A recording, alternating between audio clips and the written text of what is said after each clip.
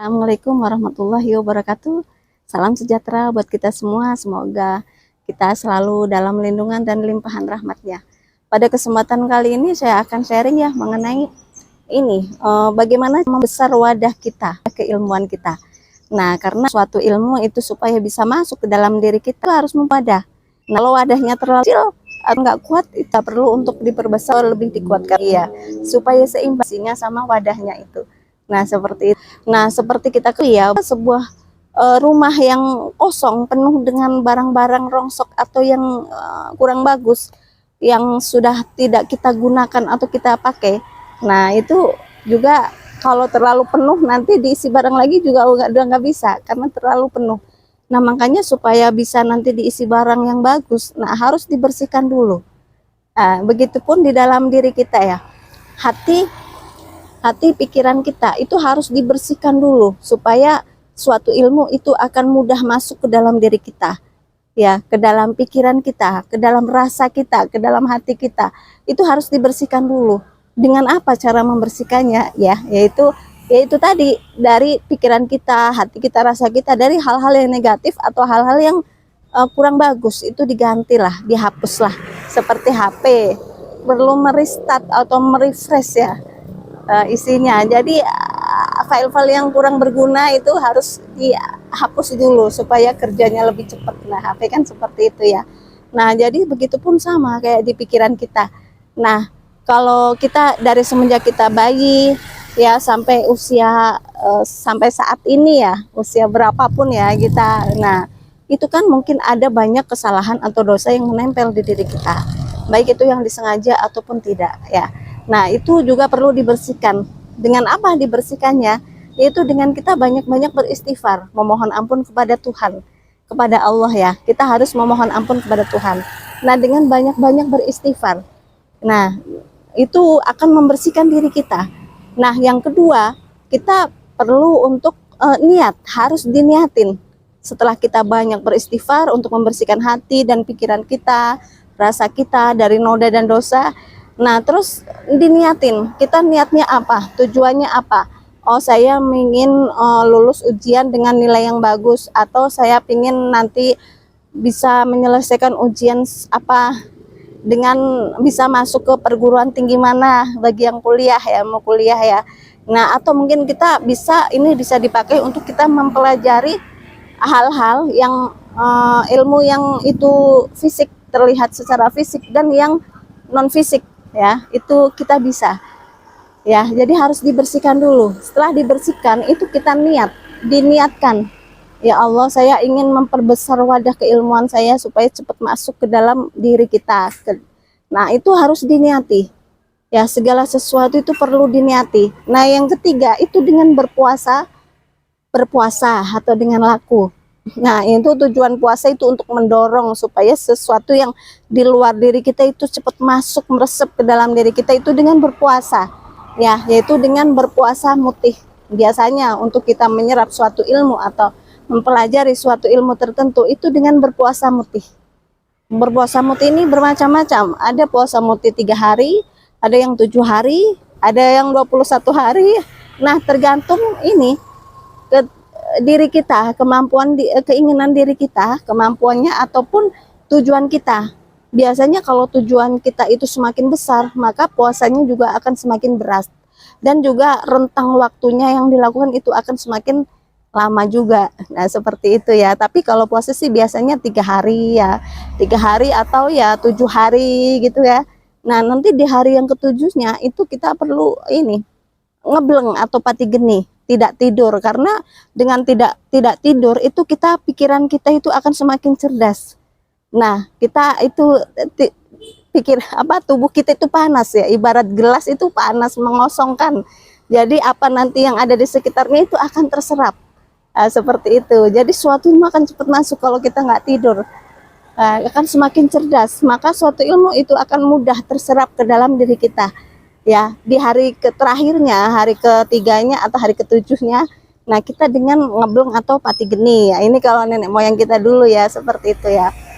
Nah, jadi puasa mutih itu juga manfaatnya banyak, nggak hanya untuk keilmuan aja, dari kesehatan atau yang lainnya itu banyak juga. Yang leluhur kita kan juga dahulu itu hobinya itu berpuasa. Nah, seperti itu ya. Dengan berpuasa. Nah, setelah berpuasa, kita harus banyak-banyak bermeditasi atau bersemedi. Karena dengan bermeditasi, pikiran kita tenang, hati kita tenang, rasa kita tenang. Nah, maka nanti suatu ilmu itu akan cepat masuk. Ya, jadi mengaktifkan alam bawah sadar kita. Karena alam kesadaran fisik atau kesadaran jasadiah itu berperan dalam kehidupan kita itu 12%. Ya, hanya 12%, dan sisanya itu adalah 87%. Itu 70% itu dari alam bawah sadar kita. Jadi alam bawah sadar itulah yang akan mencetak nanti apa yang akan terjadi. Nah, makanya yang dimasukkan ke dalam diri kita, doa-doa yang dimasukkan ke dalam diri kita, terus apa amalan mungkin ya, ataupun ya tujuan-tujuan kita harus yang positif, harus yang bagus, harus yang baik juga. Nah, jadi nanti terekamnya, tercetaknya pun itu nanti akan bagus. Nah, seperti itu ya, dengan kita banyak-banyak bermeditasi atau bersemedi. Nah, itu untuk mengendapkan. Nah, jadi kayak misalnya air yang jernih itu kan kotorannya sudah mengendap, itu apa aja akan terlihat di situ. Akan terlihat dengan jelas. Hingga orang kalau ilmunya sudah mengendap itu akan bisa melihat apa aja yang ada. Nah, seperti itu ya. Jadi kita harus banyak-banyak bermeditasi. Nah, seperti itu ya. Jadi kita alam bawah sadar itu sebenarnya menentukan 87% loh, itu banyak dalam hidup kita, cuman kita nggak menyadari. Itu sangat berperan sekali kayak gitu, karena ya itu nanti yang akan mencetak. Kayak contohnya ya, alam bawah sadar itu merekam apapun, baik itu hal positif ataupun negatif, ataupun merekam hal itu serius ataupun bercanda. Itu semuanya akan terekam oleh alam bawah sadar. Contohnya kayak penyanyi Ayu Ting Ting dengan alamat palsu, di mana-mana dia menyanyikan itu.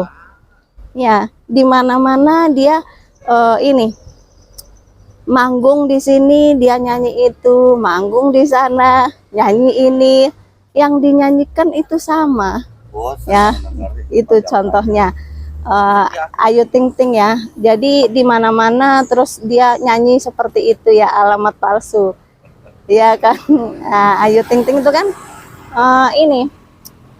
menyanyikan alamat palsu, itu lagu yang terkenal ya. Jadi di panggung sini, di panggung sana, di panggung mana-mana itu nyanyi itu.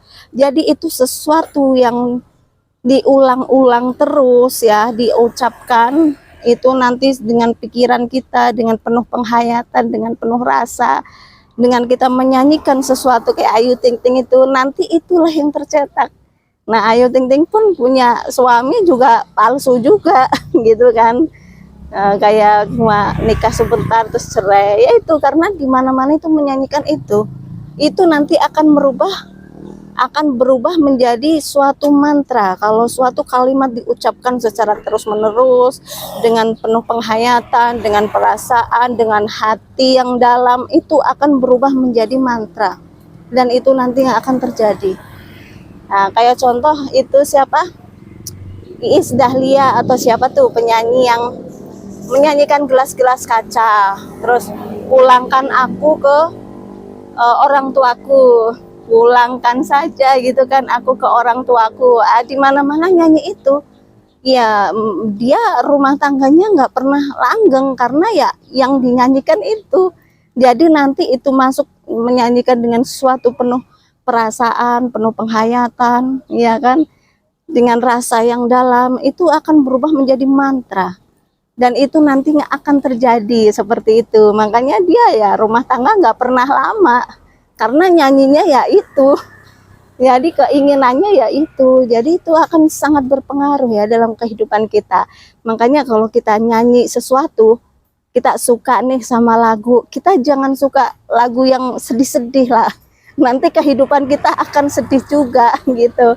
Kita ya nyanyi lagu yang happy, yang bisa membuat hati kita seneng lah, seperti itu. jangan yang membuat sedih. Nah, nanti itu akan tercetak juga dalam kehidupan kita. Nah, seperti itu. Jadi itu sangat dahsyat sekali kita bisa menyerap apa yang di luar diri kita. Gitu. Iya. Menyerap yang di luar diri kita itu ya. Jadi sangat berpengaruh sekali. Nah, seperti makanya kita harus mengisinya dengan hal-hal yang positif, yang baik, supaya nanti yang tercetak pun bagus juga. Nah, seperti itu ya. Jadi itu ya, 3 hal. Yang pertama, kita harus membersihkan ruangan. Yang kedua, kita harus diniati tujuan kita apa. Yang ketiga, kita berpuasa mutih, ada 3 hari, ada 7 hari, ada 21 hari, 40 hari, sesuai dengan hajat dan tujuan kita. Semakin besar tujuan hajat kita, maka akan semakin panjang rentan waktu yang dilakukan untuk berpuasa. Hari terakhir itu dengan ngeblong atau pati geni ya, kita tidak tidur sehari semalam. Karena dengan kita tidak tidur, maka dalam 24 jam ya, hari terakhir ya, itu kecerdasan kita akan naik. Ya, ibarat suatu gelas itu akan panas, manasi. Nah, sesuatu yang panas itu akan menyerap apa yang ada di sekitar. Nah, itu sistemnya seperti itu ya. Jadi akan menyerap. Jadi suatu hal yang kita pikirkan itu akan cepat masuk. Begitupun dengan ilmu, pelajaran, sekolah, ataupun yang lain ya. Jadi mungkin sementara itu ya yang saya sampaikan pada kesempatan kali ini. Semoga bisa bermanfaat buat kita semua ya. Mohon maaf jika ada kekurangan dan kesalahan. Sampai ketemu di video-video yang selanjutnya. Wassalamualaikum warahmatullahi wabarakatuh.